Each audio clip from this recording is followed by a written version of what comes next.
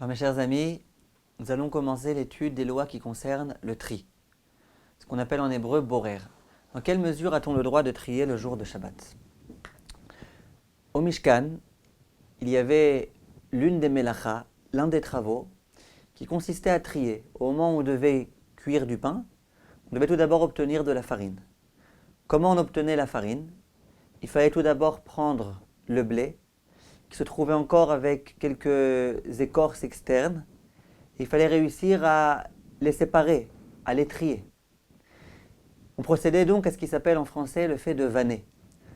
Non pas à faire une vanne, mais on prenait le blé, on le jetait vers le haut, et en même temps que le blé, il y avait aussi les écorces qui étaient jetées.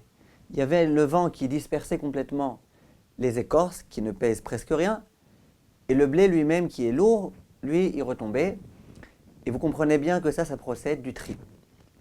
Ensuite, une fois qu'on avait obtenu du blé, qu'on avait déjà commencé à le moudre, ensuite, il fallait à nouveau réussir à trier les fines écorces qui restaient, les petites pellicules du blé, de la farine. À nouveau, il fallait procéder à ce qu'on appelle en hébreu meraked, à savoir prendre un tamis et tamiser la farine. Au jour d'aujourd'hui, les décisionnaires, lorsqu'ils veulent parler du fait de trier, ils parlent de trier. Borer, on dit en hébreu. Au jour d'aujourd'hui, on ne parle plus tellement de zoré, de meraked. Toutes ces choses-là sont appelées au nom de borer. Donc borer, c'est trier. Trier, c'est interdit le jour de Shabbat, d'après la Torah. On va voir qu'il y a un certain nombre de circonstances dans lesquelles on a le droit. Quelles sont ces circonstances-là? Dans quelle mesure a-t-on le droit de trier? Il faut savoir, mes chers amis, une première introduction. C'est que le jour du Shabbat, on a le droit de manger. Non seulement on a le droit, mais il y a une mitzvah de manger. Lorsqu'on mange, qu'on le veuille ou non, on procède à des tris. Au moment où je mange, il y a certaines choses qui vont rentrer, d'autres qui vont rester un petit peu à l'extérieur. Et puis ensuite, lorsque la personne va devoir évacuer tout ce qu'elle a mangé, à nouveau, il va y avoir des tris. Le fait de manger, ça sous-entend trier. Et pourtant, la Torah nous a dit, vous avez le droit de manger le jour de Shabbat, mieux que ça. Vous devez manger le jour de Shabbat. De là, les décisionnaires vont dire que dans la mesure où, au moment où je trie, je suis en train de manger, on va bien expliquer en quoi ça consiste. On a le droit de trier Shabbat. Si par contre, au moment où je trie, je ne suis pas en train de manger, mais en train de trier, là, ce sera interdit. Pratiquement, comment ça se traduit dans les faits? Chachamim nous enseigne qu'il y a 3 cas, il y a 3 conditions qui sont toutes sine qua non, indispensables, pour qu'on ait le droit de trier le jour de Shabbat. Et toutes elles vont s'inscrire dans un même état d'esprit, à savoir que lorsqu'on obéit à ces conditions, on considère qu'on est en train de manger et non pas en train de trier. Première condition, je vous l'ai dit en araméen, c'est que ce soit les altar, que ce soit pour tout de suite. Ça veut dire qu'au moment où je sois en train de trier, je trie pour tout de suite. Prenons un exemple. Pour qu'on puisse parler de tri, tout d'abord, il faut savoir qu'il faut qu'on parle d'un mélange. On parle de tri dans la mesure où il y a un mélange et où j'extrais une chose de ce mélange. Là, on peut dire que je suis en train de trier. Si jamais il n'y a aucun mélange, si jamais j'ai ici ma montre et j'ai ici un papier, les deux ils sont posés ici, et puis d'un coup je prends le papier, ça s'appelle que j'ai trié.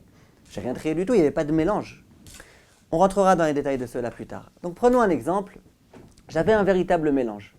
J'avais par exemple des pistaches décortiquées, et dans le même saladier, j'avais plein d'écorces de pistaches.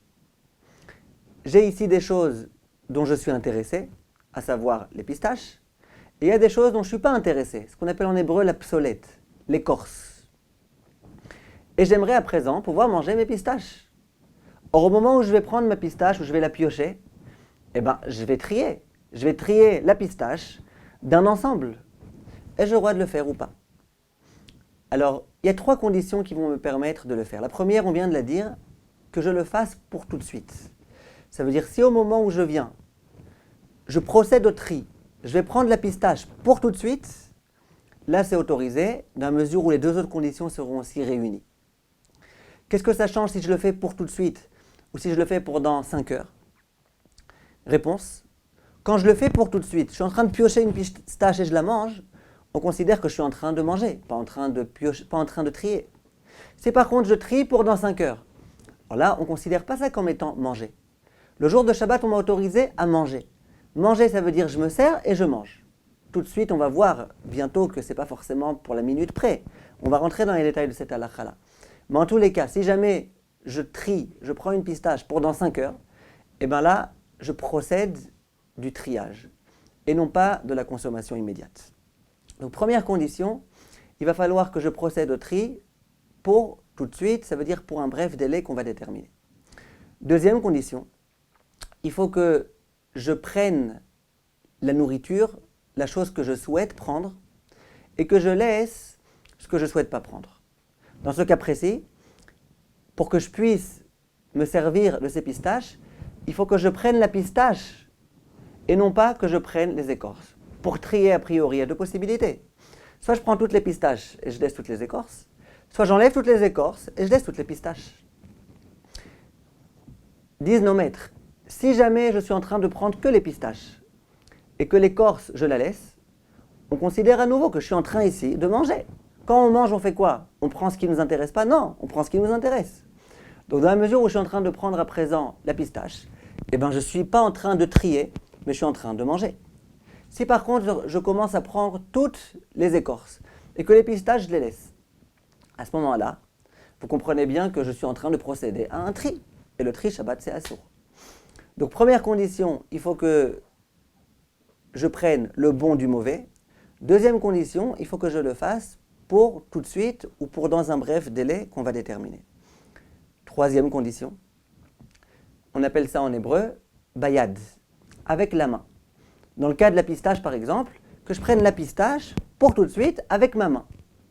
Ça veut dire quoi avec ma main et pas avec les pieds? Non, avec la main ça veut dire et pas avec un ustensile qui est spécifique au tri. Si je commence à prendre par exemple un tamis, le tamis c'est un ustensile qui est vraiment approprié au tri.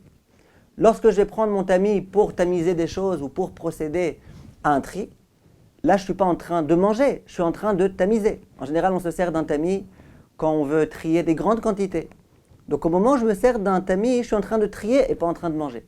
Si jamais je me sers avec ma main, je prends une pistache avec ma main, là je suis en train de manger. Quand on mange, on ne se sert pas d'ustensile pour les tris. Quand on mange, on mange. Je précise tout de suite que lorsqu'on dit avec la main, ça ne veut pas dire qu'il faut se comporter comme des Zoulous. Nous sommes tous civilisés. Quand je dis qu'il faut avec la main, ça peut être avec la main, ça peut être avec une fourchette. Nos maîtres considèrent que la fourchette, c'est comme ma main. Simplement, comme ça ne se fait pas de manger avec la main, alors je mange avec la fourchette. La fourchette, c'est comme la continuation de ma main. En hébreu, on appelle ça yada arichta. C'est le prolongement de ma main. Donc ça, c'est autorisé. Pareil, si je veux me servir d'un couteau pour couper quelque chose, ou que je veux enfoncer mon couteau dans la pistache pour la prendre, à nouveau, il n'y a pas de problème. Je ne me sers pas du couteau comme étant un ustensile qui est spécifique au tri. Je me sers du couteau comme si c'était ma main. C'est plus facile pour moi d'attraper ma pistache avec le couteau. Donc si on résume, mes chers amis, pour qu'on parle d'un problème de tri, il faut tout d'abord qu'il y ait un mélange. Une fois qu'il y a un mélange et que je vais vouloir trier, prendre une chose d'une autre, là, on aura le droit dans la mesure où 3 conditions sont réunies. Les 3 conditions qui ont pour but de bien prouver que je suis en train de manger et non pas de trier. Ces 3 conditions, on les résume.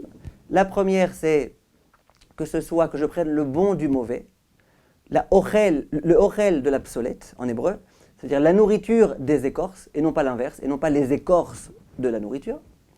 Deuxième condition, il faut que je le fasse pour tout de suite. On va déterminer ce temps, ne vous inquiétez pas.